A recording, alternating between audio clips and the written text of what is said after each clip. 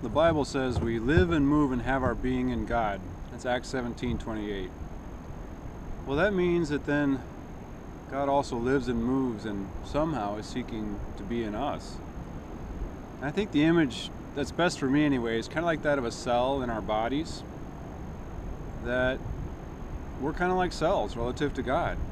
And that's both amazingly freeing as well as securing, as long as we're willing to seek to be in a relationship that makes sense for a cell, right? And the main thing there would be alignment.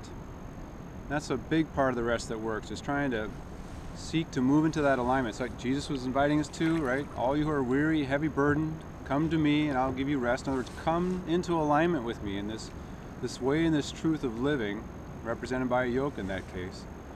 But that's true of my cells too, because the reality is not everything in the world moves in alignment with God's love, right? That would be like being a cancer cell, right?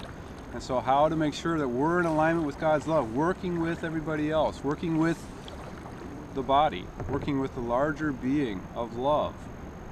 You know, cancer really is just cells that go crazy. They just try to grow in a really selfish way. They have no appreciation or respect for the body. They just don't care.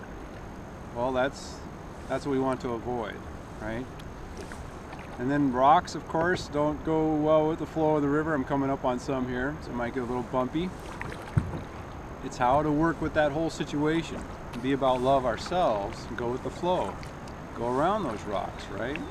Or if we come to rest upon them, not to fall prey to the critical condemning spirit that would block the flow. So we're going to do a little bit of bumping here. We're doing all right. It's just shallow, that's all. It's not even exciting. Sometimes that happens too when we get too shallow, right? We go into shallow territory and get stuck. Thanks. I'll talk to you in a minute.